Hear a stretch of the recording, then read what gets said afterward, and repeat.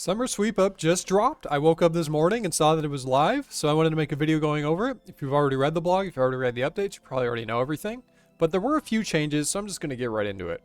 First off, gauntlet prep improvements. I actually did a gauntlet. I sent one just to see how much better it was, and oh my god. It's so much better. Just having the resources be stackable and you automatically picking up the crystals just makes it so much quicker. I did an attuned, a tier 2 prep, and I finished the prep and had almost a full inventory of food and had about 3 minutes left when I entered Hunlift. So it's significantly faster, at least a minute and 30 seconds faster for tier 2 prep. So tier 3 would probably be pretty easy. And I can't even imagine how fast it is for tier 1. I don't do tier 1s, but yeah, it's much quicker and much easier now. So the big thing is there's now a guaranteed demi-boss spawn in the northmost, eastmost, southmost, and westmost chambers. So you always want to go just in one direction to find a demi-boss. Whereas in the past, you could get completely RNG and explore, half the perimeter and not find a demi-boss. Now you're guaranteed if you just explore like a corner, the north and the west maybe, you're guaranteed to find two. Much cleaner, much more consistent, much faster. The stackable, yeah, here, the fern bark, crystal ore, and the, I call it cotton, ore, and wood. They're all stackable, which saves you so much time. Demi-bosses have their range reduced. That's nice so you don't get jump scared and then hit like a 45 by a demi-boss as soon as you open a room. Yeah, automatically placing crystal shards in your inventory. That's a huge time saver. They did change the amount of crystals required to craft some of the stuff. So a big thing is to make your first tier 2 weapon, you now only need 50 crystals and the weapon frame. So you can see right here that this takes no crystal shards to make tier 1 and the tier 2 only takes 50. So in the past you had to get, what was it, 80, right, to make a tier 2 staff to start. Now you only need 50, so much easier to get going. They actually reduced the cost for tier 1, so tier 1 prep is even faster now. But basically they reduced the cost for tier 1 armor, they increased the cost for tier 2 armor a little bit, and they increased the cost for tier 3 armor a little bit. Not the ores or anything, just the crystals. But it's pretty insignificant, I would say. Overall, the times are going to be much quicker. They also changed some of the CA requirements. Yeah, overall, Gauntlet's going to be a lot easier if you've done Gauntlet in the past, or if you've never done it. Now is the time to try it. It's easier, it's faster, it's more convenient than ever. Highly recommend it. Muspa tweaks. Will no longer swap forms until you've dealt 4 hit splats. Note that even zeros count towards this. Okay. Homing spike special attack duration reduced to 34 ticks, down from 50 ticks. Additionally, the attack ends if Muspa is phased into its blue shield form. Okay, I don't really do Muspa. I did it a few times just for some CAs. But yeah, I guess that's slightly helpful. Demonic Gorillas. Oh, this was actually a big deal, because this has been a pet peeve of mine for a long time, especially after Tormented Demons were added. I'm like, when are they going to work Demonic Gorillas? Well, they finally did. They no longer swap prayers after until you've dealt at least 4 hits, or yeah, here, at least 4 hits or 70 damage. So in the past, you might remember, well, you hit the gorilla once and then it immediately phases, especially if you're in max or have high, relatively high-end gear. You can just get a big hit and it'll just immediately swap prayers. So you're just switching every 4 ticks. You have to switch all your gear. It depends how many swaps you bring, but it was a pain in the ass. Now it's much easier. They're going to be much more comparable to Tormented Demons and how relaxed they are in terms of, like, you don't have to swap as often. So really good change for Demonic Gorillas as well. I really like that. Scotizo change. Once a tournament has been destroyed, it won't respawn for another minute. The arena size has been reduced. You'll have to get your steps in elsewhere. Interesting. Okay, I don't really see how that would impact it much at all, but cool. Ice Demon's Demon Vein vulnerability has been increased to 115%, up from 100%. Okay, that's interesting, I guess. The Wardens in the Tombs of Amasket are no longer immune to life leeching of the Sang Staff or Blood Fury. Honestly, I didn't even know they were. Granted, I don't use a Blood Fury or Sang Staff. But I guess if you're learning, maybe those could be useful to bring. I guess Sang Staff is good just because it's so much cheaper, right? But I would recommend just using a Fang, just your best melee gear and a Fang on the Wardens anyway. I don't know. Interesting. Autocast settings are now preserved through death. That's nice. Looting a gravestone should now automatically sort your inventory to match its... That's really nice. So it matches the layout when you died once you reloot it. Because, every time you loot, you have to sort everything. It's just kind of a pain in the ass to get everything where you want it to be again. That's really nice. I mean, it still bugs me that I have to pay $500,000 every time I die. But, Small prices to pay.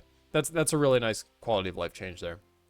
Gear changes. So here are the balance changes to the gear. There's a lot of big changes. The first one is Sang Staff got a major buff. So its chance to heal is now increased up from 1 in 5. Sorry, up from 1 in 6 to 1 in 5. And whenever the heal procs, it deals an extra 8 damage. So basically, you have a 20% chance to do an extra 8 damage on hit. In addition to that, it does 1 base damage by default. I believe in the most max of max gear, this is a +2 to your max hit, but I could be wrong about that. Another big change is they made it cheaper to use. So this is a lot more appealing if you're, you know, if you don't have the money for the Eye of Ayak. Sang Staff is really good now. At least it's a lot better than it was. More damage, more healing. It's cheaper. It only uses 2 blood runes instead of 3. That is massively cheaper. So yeah, that's really nice. And it will refund you for charges that you have, apparently. I haven't tested it. I have my Sang Staff in the bank, but apparently it does refund you. Soul Reaper Axe changes. So this is big. I'm actually working towards my Soul Reaper Axe right now. All I have left is I need to get the lure from Levy, and then I can build it. But these are huge changes. So +4 strength bonus. Stack limit remains at 5 with 6% bonus gain per stack. So if you might remember in the past, they were recommending making it 3 stacks of 10% damage per stack instead of 5 stacks of 6%. So it still gets to 30%, but it would ramp up faster. But it looks like they recanted that. But now stacks take 50 ticks to decrement, up from 20. And they no longer drain HP. So this is huge, because that was kind of always my problem with it. Is like, you have to sacrifice, what was it? It was 8 damage, right? Per stack. So 5 stacks, 40 damage you basically had to sacrifice. Granted, you could eat up again, but it basically was like a temporary health bank if you ate up again, because then if you use your special attack to heal, or the stacks degraded and you healed naturally, you would then lose that healing. You would lose that health essentially. So you were incentivized to operate at like 60 health, you know, to which just makes you so much more vulnerable. And then they were going to reduce it to 3 stacks, which then would have only made you have to sacrifice 24 health instead of 40. But now they just said fuck all that. It doesn't take your health anymore. So honestly, I really like that, because that was just always kind of an annoying thing about the weapon. There's so many places where you want to use it, but it's just dangerous and gimmicky and kind of annoying to use. And a weapon shouldn't just be annoying to operate by default, by having to juggle and manage your health constantly like that, in addition to the bosses hitting you. It was a pain in the ass. So this is a great change. Special attack now gains 12% accuracy per stack, up from 6%. Good change. Now gains 6% minimum hits per stack, 30% at max stacks. Okay. Updated the special attack animation. Ooh. Well, I haven't seen either of them because I've never had a Soul Reaper axe. But soon. And this is the other big changes right here. The Rapier and the Blade of Saildor each got a buff, 6 accuracy and 4 strength. Pegasian boots also have 1. I've been complaining about this for years, that Pegasian boots are worthless. They don't do anything. They just give ranged attack. But they actually gave them 1 range strength bonus, which is nice. I don't think Pegasian crystals are going to go up in price because of this, because it doesn't fucking matter. It's still gated by the ranger boots. But this is a great change. Master Wand gains 10% magic damage bonus. Good change. Excuse me. Ancient Scepters, all variants have their magic damage bonus increased to 10%, up from 5%. Okay, it's a good change. Doesn't really matter to me. Aquanite Hopper to have its second hit accuracy penalty halved. There's not much room to buff. This loads without it power creeping on the Twisted Buckler, but a small buff should make it at least a little more worthwhile. Bell's Folly drop rate increased to 1 in 75, up from 1 in 256. That's kind of interesting. I feel like this weapon was never difficult to get anyway. Inquisitor changes. Here it is. Here are the Inquisitor changes. Inquisitor Great Helm gains 2 crush accuracy and 2 strength bonus. Additionally, it provides a 0.5% bonus to crush damage and crush accuracy. Yep, so that's what I thought. They removed the set bonus, and now it just applies to each piece of armor individually. Inquisitor's Halberd gains 4 crush accuracy to match its oath blade equivalent. Additionally, it provides 1% to crush damage. Crush accuracy up from 0.5%. This boost is no longer increased by a set effect or when using the Inquisitor's mace specifically. So yeah, they removed the set aspect of it. I think this is fine. I don't actually own Inquisitor armor. I have the mace, but I don't own the armor. But yeah, this is fine. Just make it so you can mix and match easier. You know, relegate the stat bonuses to the items instead of making a stat bonus. Doesn't really make that much of a difference in my eyes. So this is a big change. The Inquisitor Mace gains 7 strength bonus and 7 crush accuracy.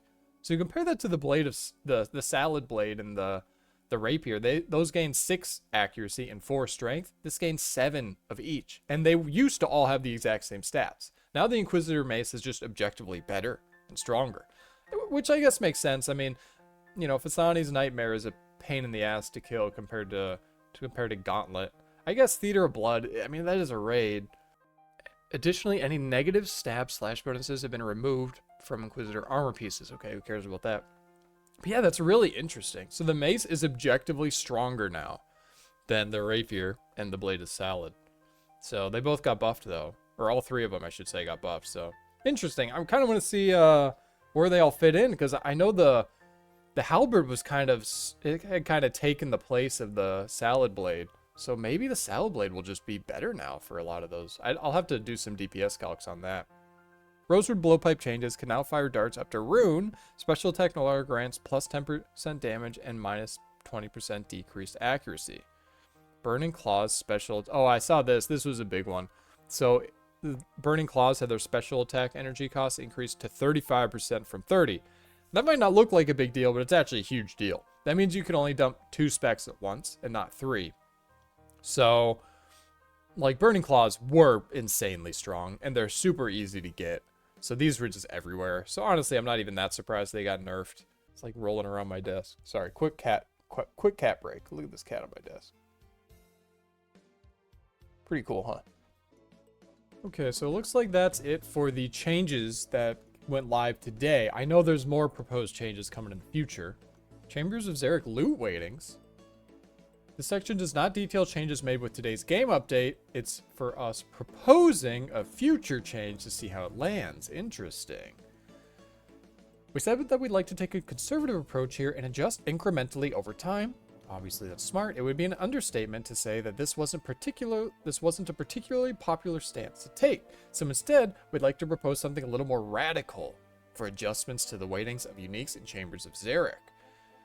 We'll be the first to admit that the numbers we're about to include look a little scary and that we're a touch nervous, but think they do make Cox a little more in line with other raids when it comes to how many hours the content you expect to put in. The most significant shift here is ancestral pieces, which do fetch a hefty price currently, but also serve as a huge source of frustration since ticking off the full set takes considerably longer than on average than a twisted bow. I didn't even know that. Personally, I don't run Cox, but yeah, if you're an Iron Man and you're going for ancestral, yeah, I guess that'd be pretty brutal. Especially because you just get so many scrolls. Like, it just gives you scrolls like 90% of the time. Realistically, these numbers are a big enough shift that it's impossible to predict exactly where things might shake out if we implement them, but we do expect that while individual item prices might shift, the GP per hour of the raid should drastically reduce. So basically, Ancestrals is going to plummet in price, is what they're saying, guys. Sell your Ancestrals now! The proposed numbers aim to bring regular Chambers completions more in line with other raids, while also improving the value proposition offered by challenge mode clears compared to regular raids. That said, let's have a look. Oh, wow. A minor increase in the... So yeah, basically they're trying to make the robes a little more common and make the scrolls less common. And then everything else is... I mean, this is all increased evenly, so this isn't going to change, but that's really interesting. In effect, it means scrolls are 40% less common, 52% less common in challenge mode, which puts it closer to how a Verdict Defender hilt in terms of its relative weighting. Let us know what you think of these changes. But basically, they're going to make Ancestral a lot more common and Prayer Scrolls a lot less common. That's kind of the takeaway. Maga King combat achievements. Now that you've had a chance to get familiar with the Maga King, it's time to take on some combat achievements. You might notice that we've opted not to add any Grandmaster combat achievements to the Maga King. This isn't a mistake or an oversight. It's something we spent a lot of time thinking about, but ultimately couldn't land on anything that we felt meaningfully added additional challenge without feeling contrived. Grandmaster CAs are at their best when they change how you approach a piece of content or demand high levels of skill expression for fast clears and precision. While we think there's a lot that goes into tidying up your Maga King kills, we don't feel that there's a slam dunk Grandmaster task here that would be satisfying to complete. So basically they couldn't think of a Grandmaster task that they liked, so they just said, fuck it, we're just not going to add one, which is fine. You don't need to add Grandmaster CAs for like every single boss. It's okay. You can just add normal CAs. Not everything has to be Grandmaster level. Many of you will still be tested with high tier difficulty tasks, so let's see if you can rise to the occasion and earn those bragging rights. Alright, you can pause and look at that if you want to see the new CAs. So that's pretty much everything, and this was the biggest news, really, going forward, is the big changes to the Cox drop rate, or proposed changes to the Cox drop rates going forward. But yeah, takeaway is big changes that just went live today to Gauntlet. So if you've never done Gauntlet, or if you did Gauntlet in the past and maybe got burnt out on it, try it. Just try it out. It's way faster than it used to be, at least a minute or two. And that's some big other changes. The main thing is just the rebalancing, especially to the Inquisitor Mace, the Blade of Saildor, and the Rapier, and Sangstaff are the big ones. Burning Claws nerf. So those are the big takeaways. But yeah, that's going to be the end of the video. I think we pretty much went over everything that went live today. So thanks for watching. Peace.